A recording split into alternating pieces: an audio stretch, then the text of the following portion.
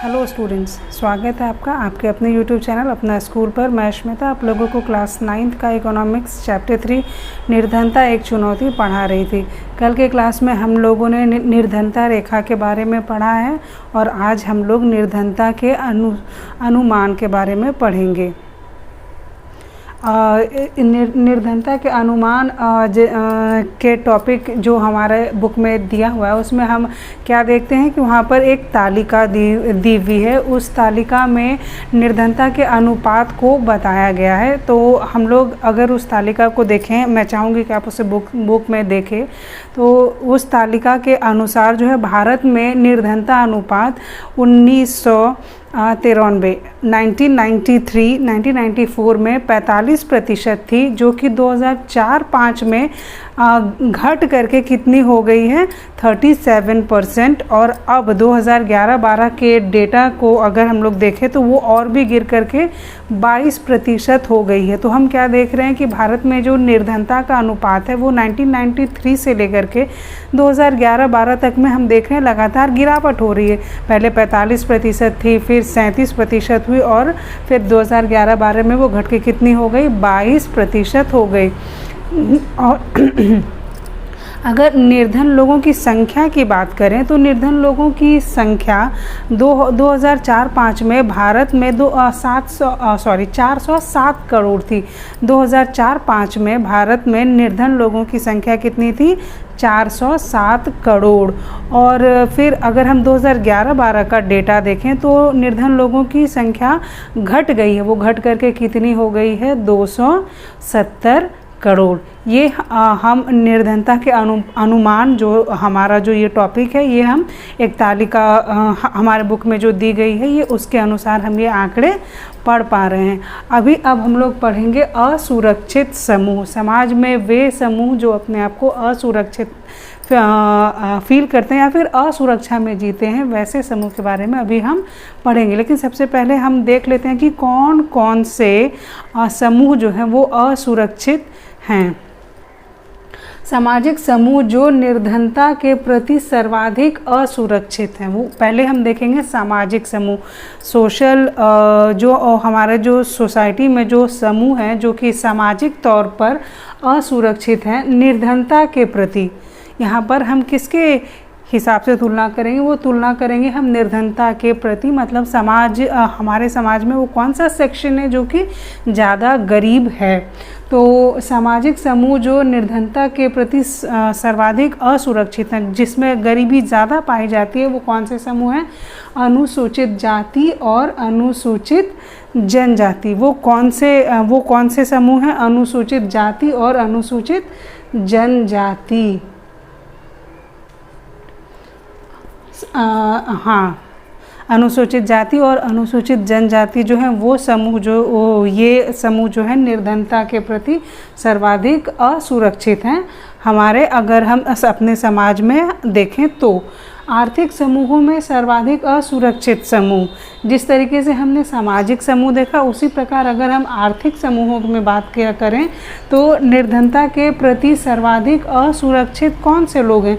ग्रामीण कृषि श्रमिक परिवार, गांव में रहने वाले कृषि श्रमिक जो कि दूसरों के खेतों में काम करते हैं। इन्हें हर रोज़ जो है काम नहीं मिलता, कभी मिलता है कभी नहीं मिलता है।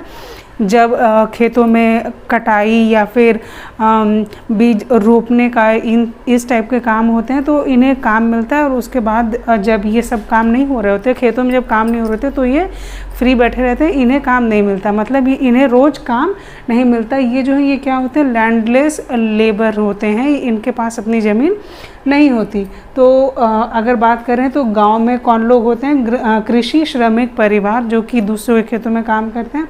और अगर नगर की बात करें तो अनियत मजदूर परिवार, वो लोग जो मजदूरी करते हैं, चाहे वो कंस्ट्रक्शन साइट पर करते हो या वो और भी कहीं जगह पर मजदूरी करते हो, उन्हें भी रोज़ काम नहीं मिलता। और जो मिलता भी है तो उस तरीके का पैसा उन्हें नहीं मिलता जिससे कि वो एक अच्छी लाइफ जी सके या अपनी मानवीय आवश्यकता या जो मूलभूत आवश्यकता है जो कि हमारा रोटी कपड़ा मकान शिक्षा स्वास्थ्य ये सारी चीज़ों की वो पूर्ति कर पाए। ये हम देख रहे हैं असुरक्षित समूह। और हमारे बुक में अगर हम गौर करें तो वहाँ पर भी एक तालिका दी हुई है, जिस तालिका में बताया गया है कि कौन सा समूह किस प्रकार से असुरक्षित है। हम अगर वो तालिका देखें तो हम क्या देख रहे हैं कि निर्धनता रेखा के नीचे के लोगों का औसत भारत में सभी समूहों के लिए 22% है। हमने क्या देखा, जैसे हमने 2011-12 का जो आंकड़ा देखा है तो उसमें हमने भारत का निर्धनता अनुपात कितना देखा है, 22%। तो वही कह रहे हैं कि निर्धनता रेखा के नीचे के लोगों का औसत भारत में सभी समूहों के लिए कितना है, 22% है।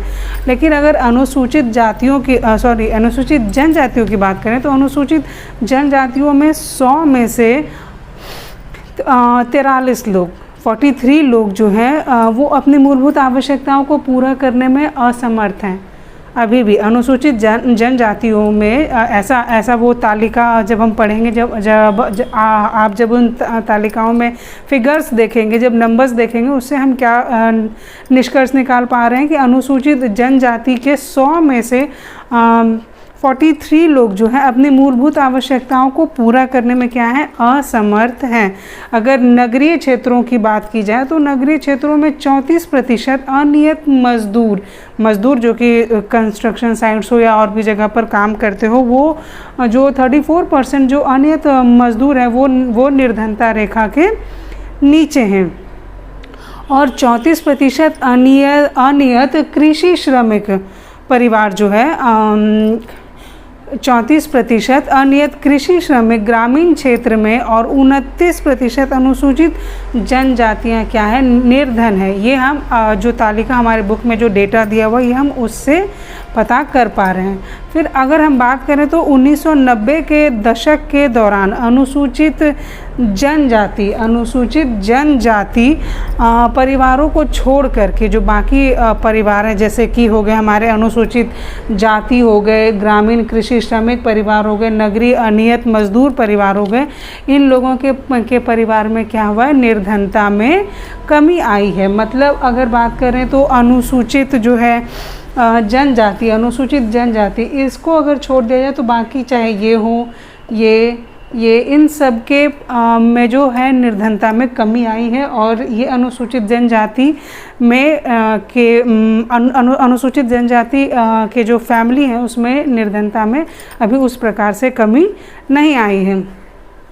अब हम लोग बात करेंगे स्टेट्स के बारे में, अंतर राज्य असमानताएं, कि किन किन स्टेट्स में गरीबी ज़्यादा पाई जाती है, किन किन स्टेट्स में निर्धनता का अनुपात अधिक है। मध्य प्रदेश, असम, उत्तर प्रदेश, बिहार एवं ओडिशा में निर्धनता अनुपात राष्ट्रीय अनुपात 22% से ज़्यादा है। राष्ट्रीय अनुपात, भारत का जो निर्धनता अनुपात है वो 2011-12 के डेटा के अनुसार कितना है, 22%।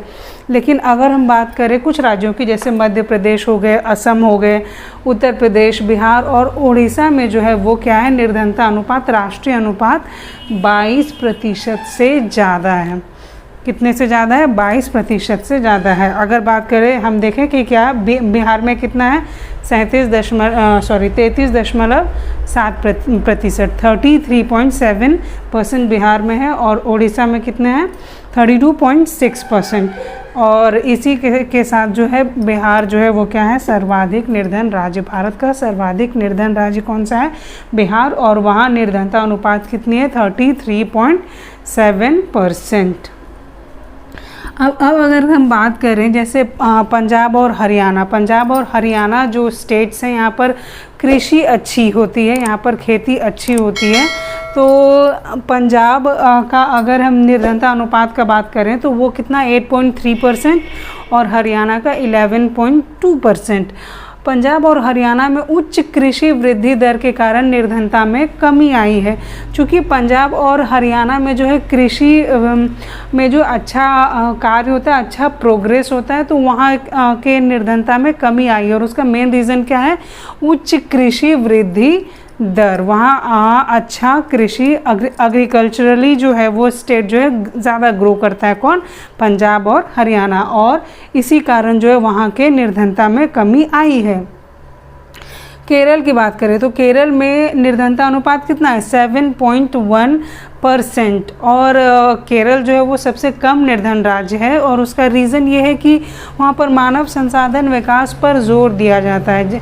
मानव संसाधन कब बनता है? जब वहाँ शिक्षा और स्वास्थ्य में ज़्यादा इन्वेस्टमेंट किया जाता है, लोगों को अच्छी शिक्षा और लोगों को अच्छा स्वास्थ्य सुविधा प्रदान किया जाता है। तो केरल में जो है निर्धनता में कमी क्यों आई है? क्योंकि वहाँ पर जो गवर्नमेंट है उन्होंने किस में ज़्यादा इन्वेस्ट किया है? मानव संसाधन विकास में, मतलब शिक्षा और स्वास्थ्य में।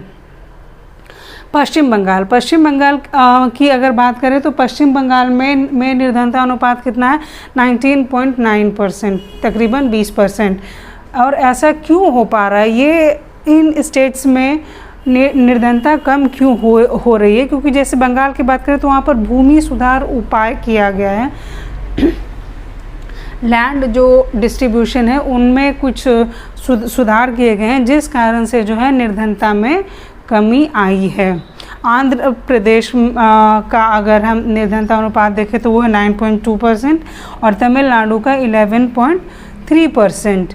ये दोनों स्टेट्स में भी निर्धनता का अनुपात कम है। उसका मेन रीज़न क्या है कि वहाँ अनाज का सार्वजनिक वितरण किया जाता है। वहाँ जो भी फूड आइटम्स, मतलब फूड ग्रेन्स जो हैं, उनका वितरण जो है लोगों के बीच में किया जाता है, जिस कारण वहाँ लोग जो हैं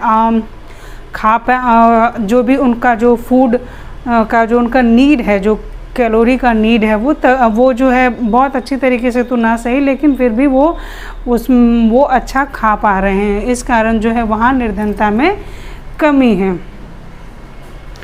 आज के क्लास में हम लोग यहीं तक पढ़ेंगे। मिलते हैं कल फिर इसके आगे के टॉपिक के साथ। तब तक हमारे चैनल पर बने रहिए। धन्यवाद।